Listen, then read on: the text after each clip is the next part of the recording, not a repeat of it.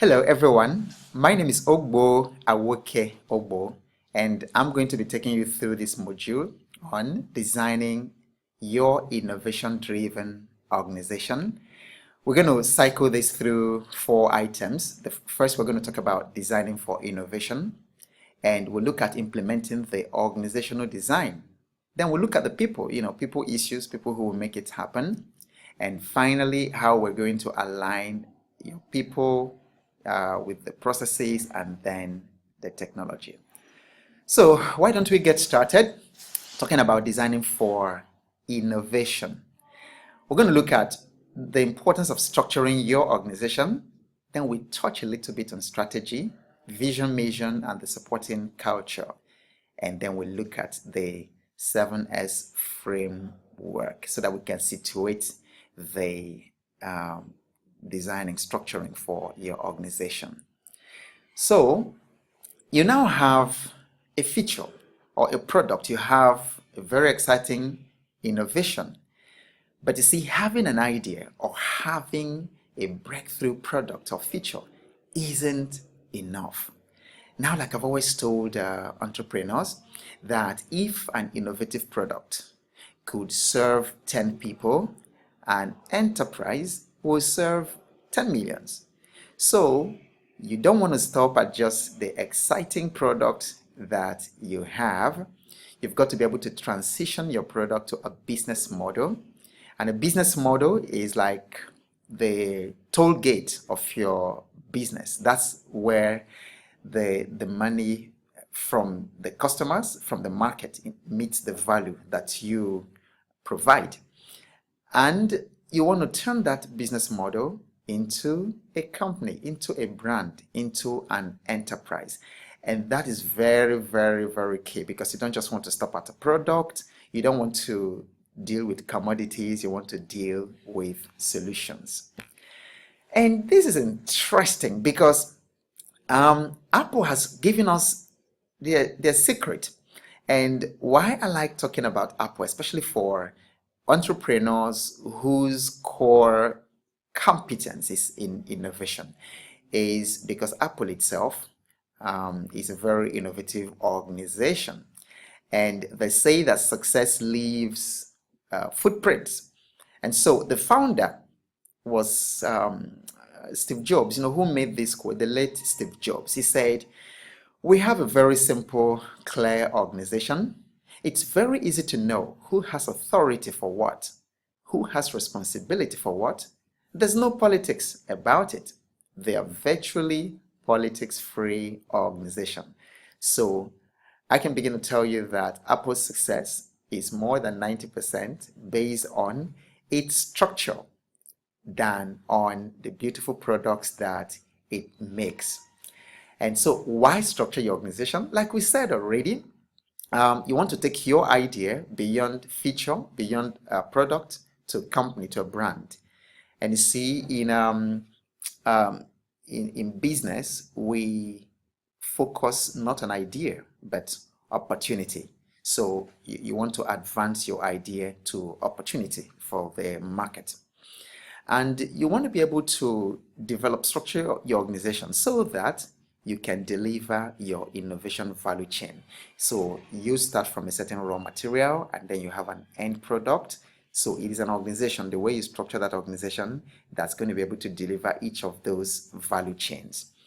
And you want to make it possible for your business to live up to its potential, because a poor organization can hamper a very, very good business. So very many good business ideas, business opportunities die because of poor organizational structure.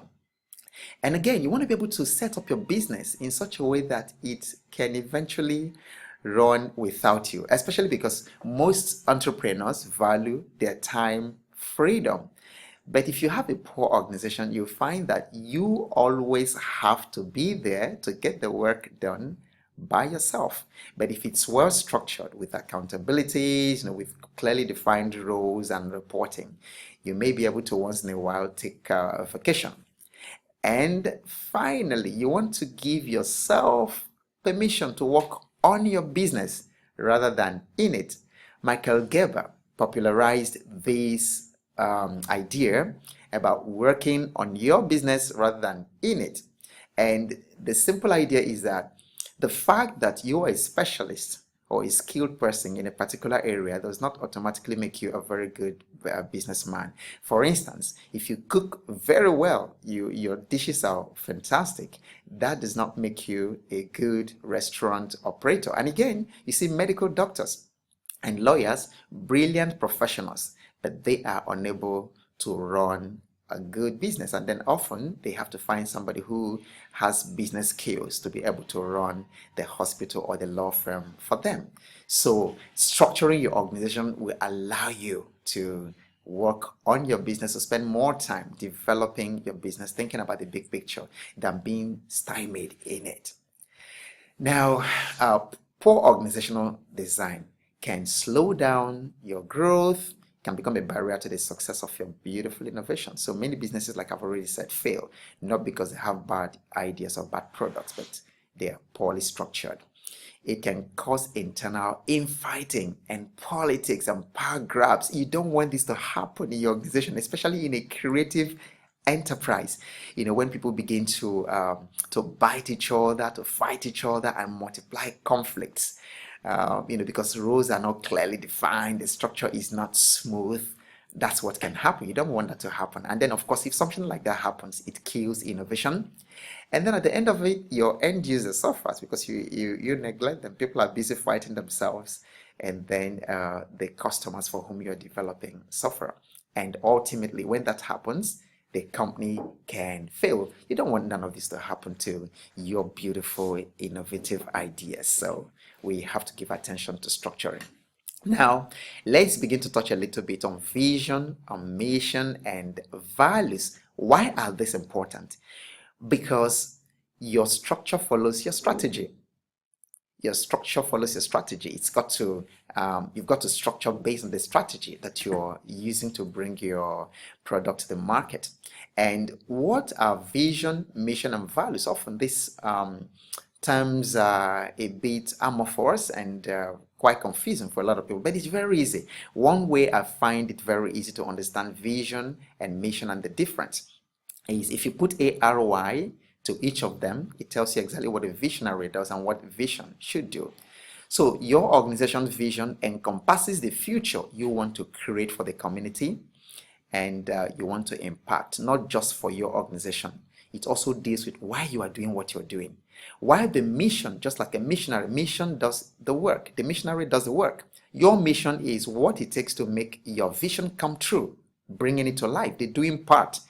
Your mission turns your vision into practice. And so you can come up with that statement that our vision is that, and then to bring that vision to reality, our mission is this is what we do. This is how we make it happen. Values, on the other hand, deal with the behaviors and the guiding principles necessary to make your organization work. So what kind of behaviors will guarantee the success of your vision? So what do you want your customers to always say about what you do? And what do you stand for? So these are your values.